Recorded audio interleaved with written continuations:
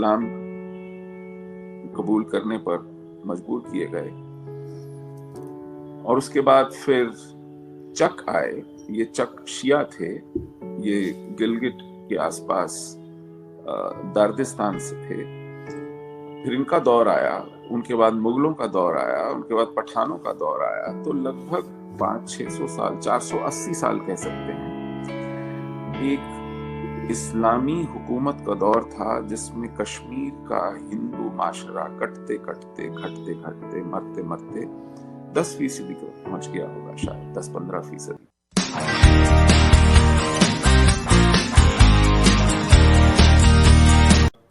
देखिए, कश्मीर में लगभग पिछले 600-700 साल से, जब से वहां इस्लाम की आमद हुई और इस्लाम वहां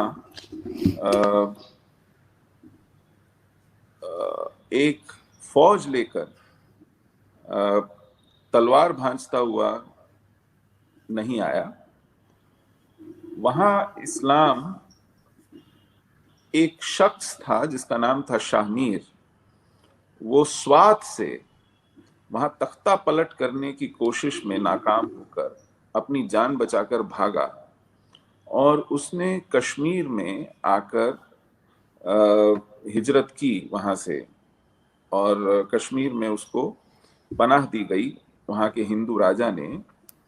और क्योंकि वो वहां के शाही खानदान से था तो उसको अच्छे से रखा, जागीर वागीर दी होगी, और ये सोचते हुए कि इस्लाम पड़ोस तक आ गया है और वो हमलावर है, तो उनके बारे में कुछ अता पता मिलेगा, तैयारी करने का मौका मिलेगा, शायद उसे अपने जो मशवरा देने वाली एक शूरा है उसका भी हिस्सा बना लिया होगा। लेकिन कोई 20-25-30 साल में ये 1315 में आया था और 1339 में ये वहां का सुल्तान बन बैठा। वहां पर जो आपसी कलह थी, झगड़े थे, उसमें वहां के जो एलीट थे उन्होंने शायद आपस में एक दूसरे को रोकने के चक्कर में एक बाहरी आदमी को मुनासिब समझा बना लें जिसको वो खुद चला सकते थे। और उसके बाद जिसे हम एक राजशाही सल्तनत का दौर शुरू हुआ, शाहमीरी सल्तनत या कह सकते हैं आप उसे। और वो करीब 222 साल और 25 सुल्तान उसमें देखे गए, और इसमें इतनी कत्लो गारत हुई कि वहां का जो हिंदू माशरा था वो कई बार जलावतनी करने के लिए मजबूर किया गया, विवश किया गया। मंदिर तोड़े गए, लोग शमशीर की नोक पर इस्लाम कबूल करने पर मजबूर किए गए। और उसके बाद फिर चक आए। ये चक शिया थे, ये गिलगिट के आसपास दार्दिस्तान से थे। फिर इनका दौर आया, उनके बाद मुगलों का दौर आया, उनके बाद पठानों का दौर आया। तो लगभग 500-600 साल, 480 साल कह सकते हैं, एक इस्लामी हुकूमत का दौर था जिसमें कश्मीर का हिंदू माशरा कटते कटते घटते घटते मरते मरते 10% तक पहुंच गया होगा, शायद 10-15% तक। और फिर पठानों से जान छुड़ाई महाराजा रंजीत सिंह ने, जो तब पंजाब पर उन्होंने एक अपना शासन, अपनी हुक्मरानी इस्टेब्लिश कर ली थी। और उनके बाद फिर डोगरा शासन आया, डोगरा हुकूमत आई, जिसने लगभग 1846 से एंग्लो सिख वॉर में जब सिखों की हार हुई तो 1846 में ट्रीटी ऑफ अमृतसर हुई। तो जो अंग्रेज थे वो तब ईस्ट इंडिया कंपनी के थे, वो मुनाफे का काम करते थे। तो वो वॉर जब जीत जाते थे, जंग जीत जाते थे, तो जंग का जो खर्चा था वो हारे हुए से वसूल करते थे। सिखों के पास कुछ बचा नहीं था, उन्होंने सब कुछ झोंक दिया था। तो इस डोगरा महाराजा ने उस जंग का खर्चा भरा, कोई 76 या 86 लाख रुपए, ट्रीटी ऑफ अमृतसर 1846 साइन हुई और डोगरा हुकूमत आई। अंग्रेजों ने डोगरा महाराजाओं को जम्मू कश्मीर रियासत का हुक्मरान माना और उनके साथ एक ट्रीटी के तहत उन्हें वहां रूल करने दिया। लेकिन अब तक हिंदू बहुत घट चुके थे घाटी के अंदर कश्मीर, जम्मू में फिर भी डोगरा बड़ी संख्या में थे। जब हिंदुस्तान आजाद हुआ 15 अगस्त को, हमारी बदकिस्मती थी कि हमें फिर से शेख अब्दुल्ला के हाथ में सौंप दिया पंडित नेहरू ने, और फिर से एक इस्लामी हुकूमत का दौर शुरू हुआ जिसमें हम लोग जो मुट्ठी भर बचे थे, लगभग मतलब 10% भी नहीं बचे थे, उनके साथ फिर भेदभाव शुरू हुआ, उनके साथ डिस्क्रिमिनेशन का दौर शुरू हुआ और हमारे पढ़ने के, काम करने के जरिए धीरे धीरे कम कर दिए गए। हमसे कहा गया तुम्हारे लिए तो पूरा हिंदुस्तान पड़ा है, यहाँ क्यों बैठे हो। तो मेरे वालिदा की जनरेशन, मेरे पिताजी, मेरी माताजी, उनकी पीढ़ी को पढ़ने के लिए भी और काम करने के लिए भी बाहर निकलना पड़ा और धीरे धीरे ये जो थोड़े बहुत बचे थे ये भी कम होना शुरू हो गए। लेकिन इन्हें इनका धीरे धीरे कम होना भी रास नहीं आया और 1990 में हमें मार कर, लूट कर, पीट कर वहां से बेदखल कर दिया गया।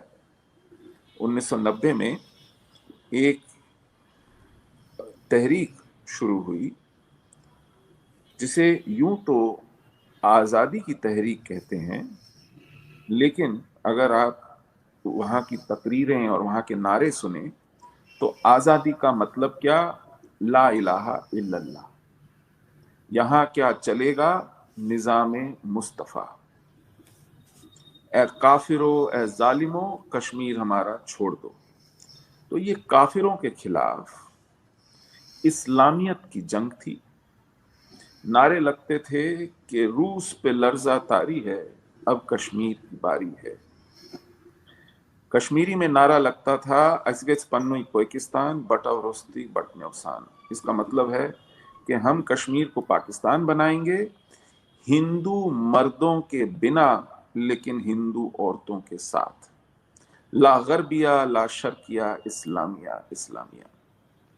तो ये एक ऐसी जहनियत का वहशीपन था जो किसी और अकीदे को, किसी और आस्था को, किसी और मजहब को, किसी और दीन को वहां टिकने रहने नहीं देना चाहता था। और हम क्योंकि हिंदू थे इसलिए निशाने पर लिए गए। जमात इस्लामी जो इस पूरी तहरीक की लीडरशिप में थी और खुद सैयद अली शाह गिलानी इसके अमीर थे, उन्होंने तो अपनी तकरीरों में ये तक कहा है कि कश्मीर में डेमोक्रेसी नहीं चलेगी, सेक्युलरिज्म नहीं चलेगा, कौमियत भी नहीं चलेगी, सोशलिज्म तो चलेगा ही नहीं, क्योंकि हम मुसलमान हैं और इस्लाम के हवाले से, इस्लाम के ताल्लुक से हम सब पाकिस्तानी हैं, पाकिस्तान हमारा है। ये इस पूरे तहरीक का लब्बुलुआब था। और क्योंकि मैं और मेरी कम्युनिटी, मेरा समुदाय हिंदू था और हम हिंदुस्तान के वफादार, इस देश के मिट्टी के ओरिजिनल रहने वाले थे, हमसे तो ना वो ये तवक्को रखते थे, ना हम दूर दूर तक सोच भी सकते थे कि हम अपने देश से गद्दारी करेंगे, इस देश को तोड़ने वालों की मदद करेंगे। तो इस बिना पर, इसी वजह से हमें मारा काटा गया। पहला मर्डर जो सिग्निफिकेंट मर्डर था वो 14 सितंबर 1989 को हुआ। हमारे पॉलिटिकल लीडर थे, जो फोरमोस्ट पॉलिटिकल लीडर थे, उनका नाम था पंडित टीकालाल टपलू। उन्हें सरेआम बाजार में गोली मार दी गई। एक रिटायर्ड जस्टिस थे हाई कोर्ट के, श्री नीलकंठ गंजू, उन्हें श्रीनगर शहर के बीचों बीच सरेआम दिन दहाड़े गोली मार दी गई। ये लेट 70s अर्ली 80s में थे, बूढ़े निहत्थ थे जज। तो ऐसी बहादुरी बूढ़ों पर, निहत्थों पर, औरतों और बच्चों पर जिहाद बरपा रहा था और लोग मारे जा रहे थे, चुन चुन कर मारे जा रहे थे। ऐसे में जो दहशत फैली तो कश्मीर में रहना दूभर हो गया। 4 जनवरी को एक रिसाला छपता श्रीनगर में उर्दू में, उसका नाम है अल सफा। उसके पहले सफे पर हिजबुल मुजाहिदीन का यह नोटिस छापा गया कि काफिरों कश्मीर खाली कर दो वरना तुम्हारी खैर नहीं। और उसके नीचे हिजबुल मुजाहिदीन की 2 कलाशनिकोव और बीच में कुरान। फिर यही नोटिस दोबारा एक और रिसाले में जिसका नाम था आफताब, उसके पहले पन्ने पर छापा गया। और दहशत का ये सिलसिला जिसमें नारेबाजी, जुलूस, रात रात भर के मुजाहिरे और ऐसे खौफनाक नारे और ऐसी खौफनाक मर्डर्स हुए, मंदिर लूटे गए, घर जला के लूट लिए गए, तोड़े गए, अपहरण हुए जिनको हम एब्डक्शंस कहते हैं, लोग मार दिए गए और उनका कसूर सिर्फ इतना था कि वो मुसलमान नहीं थे। ये कुल मिला के मंजर था कश्मीर को गैर मुस्लिमों से खाली करा लेना और उसके बाद इसको भारत न रहने देना, इसको पाकिस्तान में मिला लेना।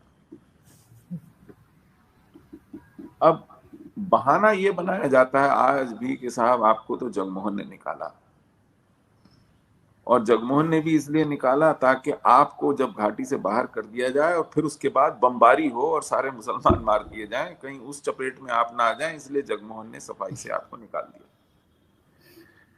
अरे ऐसा ही करना था तो फिर बमबारी क्यों नहीं की? बमबारी तो हुई नहीं। और अगर जगमोहन को ही निकालना था तो फिर जगमोहन तो 18 जनवरी को आया, वो भी जम्मू में आया।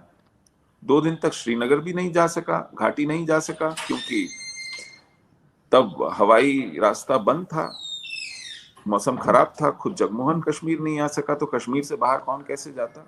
और लाखों लोग, कोई ईमेल नहीं, कोई व्हाट्सएप नहीं, कोई मोबाइल फोन नहीं, कोई जरिया नहीं, आप कैसे लोगों को सब गांव गांव से, दूर दराज के इलाकों से इकट्ठा कर लें और पूरी घाटी को खाली करा लें? 19 जनवरी को हम अपना एक्सोडस डे मानते हैं।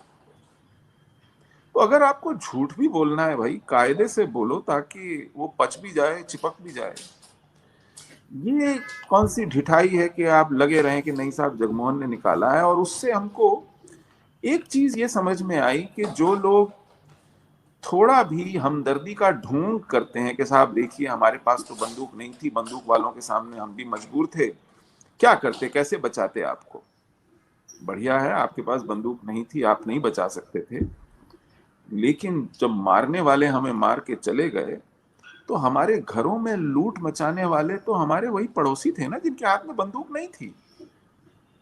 हमारे कारोबार को, हमारी दुकानों को लूटने वाले, हमारे बागीचों, खेतों, खलिहानों को हड़प कर जाने वाले, हमारे मंदिरों को तोड़ डालने वाले वो कलाशनिकोव वाले दहशतगर्द नहीं थे, वो वही पड़ोसी थे जो घुस आए थे, जिन्होंने मुखबिरी की थी कि हम कहाँ छुपे बैठे हैं। लेकिन तो सर इस सब में गवर्नमेंट कहाँ थी, हिंदुस्तानी गवर्नमेंट कहाँ थी? कोई तो होगा जो, जिसे आप समझते हैं कि मदद कर सकता होगा। सही बात है, बिल्कुल वाजिब सवाल है, और ये सवाल पूछा जाना चाहिए, इस पर कमीशन बैठना चाहिए कि किस किस की कोताही थी, कौन छोड़ करके भाग गया हम लोगों को बिल्कुल यतीम, बेसहारा। उस वक्त की सरकार, फारूक अब्दुल्ला जिसके वजीर आला थे, जैसे ही जगमोहन अपॉइंट हुआ रिजाइन करके लंदन चले गए और सेंट्रल गवर्नमेंट में होम मिनिस्टर जिनके हाथ में पुलिस होती है मुफ्ती मोहम्मद सईद थे। उसी कश्मीर के बड़े कद के एक सियासतदान मुफ्ती मोहम्मद सईद, जो बाद में फिर वजीर आला भी बने और उनकी बेटी भी वजीर आला बनी, ये मुफ्ती मोहम्मद सईद इस देश के इंटीरियर मिनिस्टर, होम मिनिस्टर जिन्हें आप कहते हैं इंडिया में, वजीर दाखिला कहते हैं, वो थे। उनके हाथ में हमारी हिफाजत की जिम्मेदारी थी। कश्मीर में फारूक अब्दुल्ला चीफ मिनिस्टर वजीर आला थे, उनके हाथ में जिम्मेवारी थी। तो पूरा का पूरा निजाम ऊपर से नीचे तक कॉम्प्रोमाइज था, और उस कॉम्प्रोमाइज के चलते पुलिस डिप्लॉय नहीं की गई, आर्मी बुलाई नहीं गई, वो कैंटोनमेंट्स में रही। और इसीलिए जिम्मेदारी तय करने के लिए जरूरी है कि कमीशन बैठे, और जिन जिन लोगों ने ओमिशंस और कमीशंस के काम किए हैं, जो करना था वो नहीं किया, जो नहीं करना था वो किया, उस सब की छानबीन हो, लिस्ट बने और लोग लटकाए जाएं। लेकिन आज तक आरजू जी, इन 30 सालों में एक भी मर्डर, एक भी रेप, एक भी एब्डक्शन, एक भी डेसिक्रेशन ऑफ टेम्पल और डिस्ट्रक्शन ऑफ होम्स, एक भी ऐसे हीनस क्राइम को मुकदमा चलाकर सजा नहीं दी गई है। किसी को इस जुर्म का, जिसे आप मुल्जिम कह सकते हैं या उर्दू में जाने क्या कहेंगे, जुर्म सर करने यही वाले, कहते हैं, सर यही कहते हैं उर्दू में जो आप कह रहे हैं। हाँ, नहीं पाया गया है, किसी पर जी। मुकदमा नहीं चलाया गया, किसी को सजा नहीं दी गई है। लेकिन सर इसकी जिम्मेदारी तो सीधी सीधी हिंदुस्तान गवर्नमेंट के ऊपर ही जाती है। अगर वो ये एलिगेशन लगाते हैं कि पाकिस्तान ने किया, पाकिस्तान की तरफ से कुछ हुआ और उसके बाद आपके तरफ के लोगों ने आपकी मदद नहीं की, कोई एक्शन नहीं लिया, तो उसकी जिम्मेदारी तो जाहिर है कि उसी तरफ की गवर्नमेंट को ही देंगे, जैसे आप कह भी रहे हैं कि उसके ऊपर तो कमीशन बिठाना चाहिए। आप बिल्कुल ठीक कह रही हैं। पाकिस्तान ने मर्जीवड़े भेजे, हथियार भेजे, क्योंकि कलाश्निकोव इस हिंदुस्तान में नहीं बनती है, ना ही कश्मीर के सेबों के बाग के पेड़ों पे उगती है। कलाश्निकोव और उसका असला सारा पाकिस्तान से आया, ट्रेनिंग वहां से आई, और उसके लिए दिमाग भी वहीं से आया। अब हमारी बदकिस्मती ये है कि पाकिस्तान ने जेनोसाइड कमिट किया, और मेरा मुल्क उस जेनोसाइड को, उस नस्ल कुशी को आज तक नकार रहा है। क्योंकि यहां पर यह हिकमत बेची गई है कि साहब आप मुसलमान को बदनाम मत कीजिए, आप कश्मीर के मुसलमान को नाराज मत कीजिए, आप उस पर इस तरह उंगली मत उठाइए, हम उसका दिल जीतना चाहते हैं, हम उसकी खिदमत में बिछे जाना चाहते हैं, और आप जब जब उस पर उंगली उठाते हैं, उस पर इल्जाम लगाते हैं, तो वो हमसे और दूर चला जाता है। तो ये मेरे मुल्क का निजाम है, और एक आपके मुल्क का निजाम है जो कहता है कि साहब हिंदू तो काफिर है, वो तो पैदा ही मारे जाने के लिए हुआ है।